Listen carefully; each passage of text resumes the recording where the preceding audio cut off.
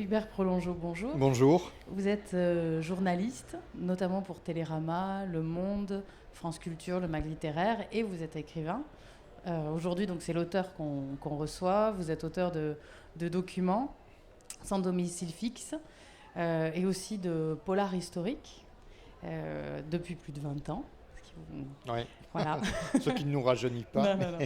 Donc aujourd'hui, moi, j'ai le plaisir d'être votre éditrice et aux éditions J'ai lu et d'avoir publié donc ces 2 romans historiques que sont L'assassin de Bonaparte et Bonaparte et le mort du Diwan, qui mettent en scène tous les 2 votre héros Sébastien Kronberg au temps de Napoléon. Donc pourquoi ce choix d'allier l'histoire et l'intrigue policière ?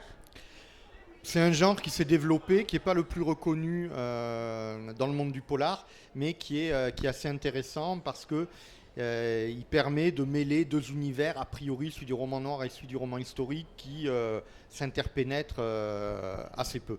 Donc il y avait ce premier plaisir.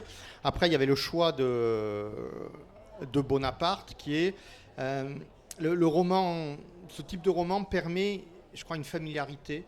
C'est-à-dire mettre en scène les personnages qui sont très coincés dans une image un peu guindée, un peu officielle, un peu dans des positions beaucoup plus familières, et c'est quelque chose que j'aimais bien. Et en particulier autour de Bonaparte, qui a une image, à mon sens, une part importante du roman national.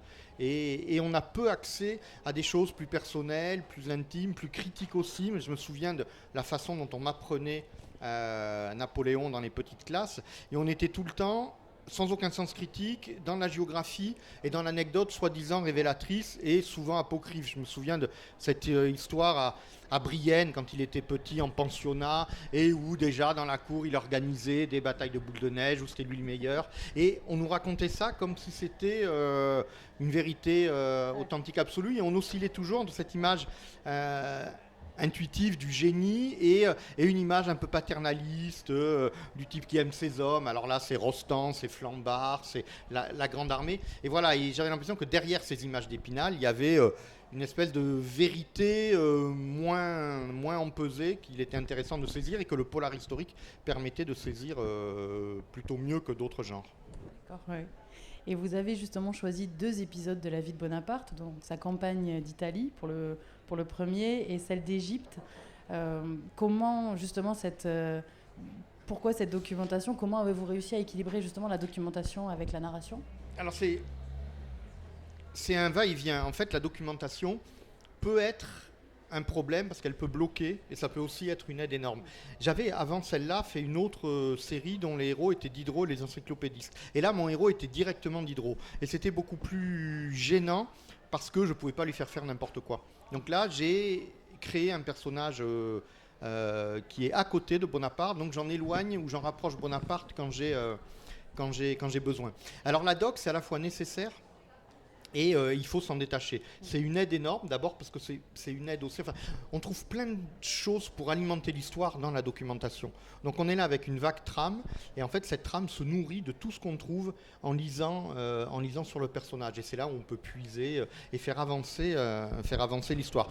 Il ne faut pas se faire noyer par la documentation, c'est un des pièges. En fait, le polar historique, c'est un équilibre assez délicat entre la pédagogie et son excès. Donc il faut apprendre des choses aux gens, et les gens qui viennent les lire ont envie d'apprendre des choses, et en même temps il ne faut pas tomber dans les exposés trop scolaires. J'avais lu un roman dont le titre m'échappe, qui était paru aux éditions du Masque et qui se passait pareil pendant la campagne d'Égypte, qui est sorti il y a une quinzaine d'années, et qui, à mon avis, a cumulé tout ce qu'il ne faut pas faire. Et il y a un exemple que je cite souvent, mais à un moment, les 2 héros arrivent devant Saint-Jean d'Acre, et il y en a un des 2 qui dit à l'autre sais-tu d'où vient le nom de Saint-Jean d'Acre ? Et bien évidemment, le deuxième répond non, je ne sais pas. Et là, blam, on a une page de guide bleu sur l'origine du nom de Saint-Jean d'Acre. Et ça, c'est ce qu'il faut éviter. Ouais, vous arrivez à le faire vraiment très bien. Et votre personnage, justement, Sébastien Kronberg, est un jeune et bouillant italien qui a vu dans son village pillé par les soldats de Bonaparte. Comment expliquez-vous sa proximité, son dévouement à celui qui est autre que le bourreau de sa famille, donc Napoléon. C'est ce qui m'a intéressé là, justement. Tout est né de cet épisode que je crois, sans faire pédant, j'ai lu chez Stendhal, du massacre de ce village, qui est une espèce d'Oradour-sur-Glane pendant la campagne d'Italie, où le maréchal, qui n'était pas maréchal à l'époque, où le général Lannes a, sur ordre de Bonaparte, exterminé tout le monde dans un village qui s'opposait à l'entrée triomphale des Français en Italie. Donc ça m'intéressait déjà de rappeler cet épisode qui est, voilà, Bonaparte, enfin Napoléon plus tard, a quand même passé l'essentiel de sa vie à faire la guerre, à massacrer la jeunesse de son pays. La France en 1814 était totalement exsangue. Il n'y avait plus un homme pour travailler, il n'y avait plus que des femmes et de très jeunes enfants, et tout le reste qu'on venait recruter de force était envoyé sur les champs de bataille et y était massacré. Donc ça redonnait aussi cette dimension au personnage qui, à cette époque-là, est encore un peu mythifié aussi par une propagande qu'il a habilement mise en scène lui-même, puisque l'histoire du pont d'Arcole, j'y vais tout seul avec mon drapeau, est un petit peu arrangée, et qu'à partir de la bataille d'Italie, se construit comme ça une légende militaire qui continue de fasciner aujourd'hui. Et en même temps, c'est vrai que Bonaparte est un personnage totalement fascinant et dont le destin est hors norme.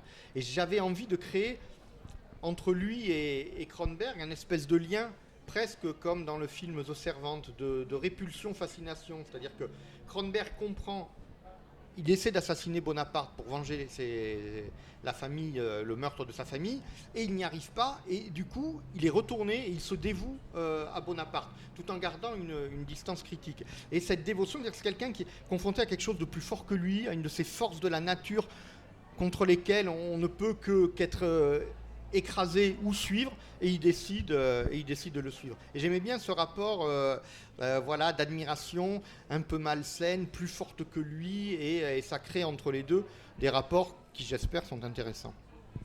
Voilà, donc merci. Donc l'assassin de Bonaparte et Bonaparte et le mort du Diwan aux éditions Gély. Merci Hubert. Merci, au revoir. Au revoir.